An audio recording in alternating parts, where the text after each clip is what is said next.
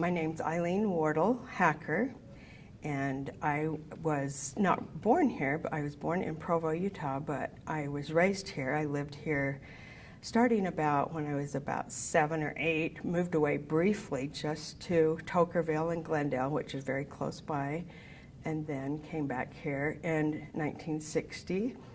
And I've lived here ever since, with the exception of going away to college for a couple of years, and I came back.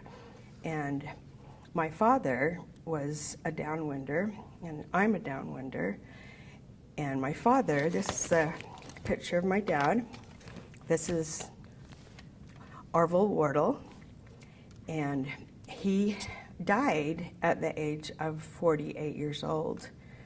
And he was diagnosed in February of 1977 with pancreatic cancer. And at this time, in this stage of our lives, if you are diagnosed with pancreatic cancer, you basically are in stage 4. And he was diagnosed in November. He died on January 18th, 1978, leaving my mother a widow at age 48 years old. I've also been diagnosed with Hashimoto's disease. I have 13 very close friends from Dixie High School here in St. George. We go to lunch the first Friday of every month. Almost 100% of us have Hashimoto's disease. We were checked when we were young. I remember it started in probably 4th grade, and I remember it going up through junior high. They sent people, some doctors here. We weren't sure really what was going on. I think from University of Utah, just out of the clear blue sky, they just said, oh, we're going to check your thyroids. And we didn't know why. And so out of all my close friends, almost all of us have problems with our thyroids. So it has to be related to the atomic testing at the Nevada test site. I had a chance in, I believe it was 1978 or 79, to travel with some dignitaries from St. George and surrounding areas to go visit the Nevada test site. And I knew that that was the place that ultimately took my father's life. I was 25 years old. I had a brother 2 years older and one 4 years younger. And we were left without my dad. We were left with my mom, being very sad, although she did pick herself up and move forward, and she is still living today. She's almost 88 years old and lives about 2 minutes from my house. But our ancestors came and were sent by Brigham Young in the very beginning to come down here and see if they could grow cotton, see if they could make the desert bloom. This was our greatest place that we've ever wanted to live. I've had an opportunity to travel throughout the world, been in lots and lots of different countries, and there's just no place better than this. But because there were so few of us, the government allowed the wind to be blowing in our direction instead of the direction of California, where there were many more people. We were expendable to our government. We were guinea pigs. They knew full well there would be danger. Why did they come when we were, small children, 7, 8, 9 years old, and start checking our thyroids? We didn't know what that meant. We had no idea. And I grew up trusting my government. I had no reason not to. Saluting the flag, hand over the heart, true blue American girl. And these people took away so many of my loved ones that it's just absolutely hard to sit here today and not be totally outraged. I did get the forms for my mother to make the claim that the government would give you $50,000 because we're really sorry we let your dad die at age 48.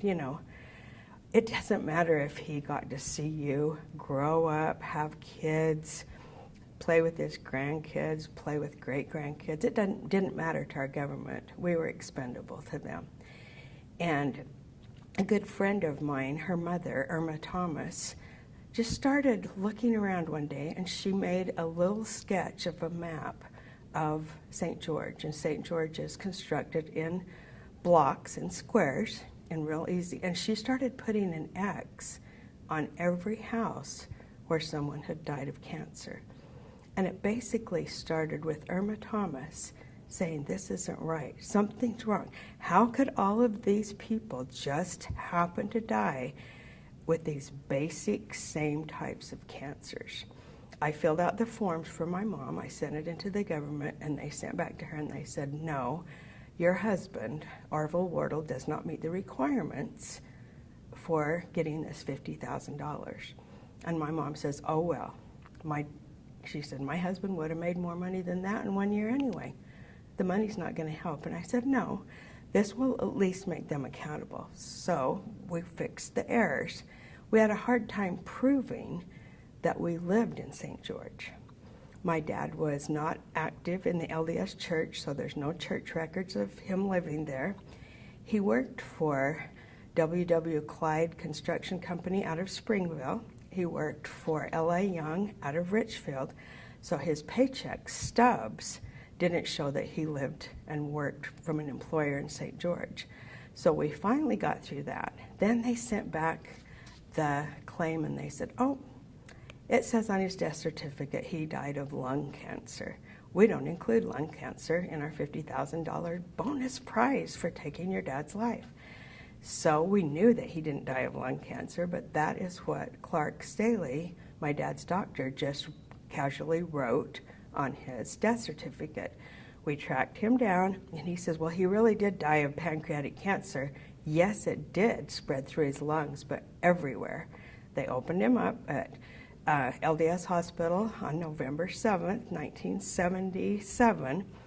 They came back less than an hour later, and they said, if he makes it till Christmas, you'll be lucky. That was devastating news for a 25-year-old girl. It was devastating news for my mother, who was just 48 years old. She had sold her business. She had a business called Uptown Beauty Salon in St. George, and she was going to travel with my dad and go to all the different road jobs. And she had moved up to Price in a little fifth-wheel trailer that they bought, and they were so excited. They had their whole life ahead of them. She didn't make it through that first summer with him because he got so sick and then eventually died. To me, it was like, they didn't really do this, did they? They didn't really know that the wind was blowing towards St. George. Did they really do that? And then we look back on films that was made by, I think, the Atomic Energy Commission, and my Uncle Grant Whitehead is in it, and they say, there's no danger, but stay indoors and wash your cars. And my mom remembers that everybody's car would have some soot on it. The crops would have some, a little bit of residue. The cows ate the crops. We were little kids, we drank the milk. And I can't tell you how many of my classmates are ill, how many of my neighbors that I watched die. And it's all the old timers in St. George. We grew up here, and those atomic bombs were exciting to the community. They would go up on the Red Hill and watch. I was too young to remember that, but my mom and dad remember, oh yeah, we're gonna go outside and we're gonna look because we might just see the flash. It's 120 miles away, but we might see the flash. Won't that be awesome? And none of the tests the above ground testing, none of it ever took place when the wind blew any other direction except southern Utah, because we just had a few thousand people in St. George at that time. And I'm really, really, really sad. Mostly just because my dad's gone.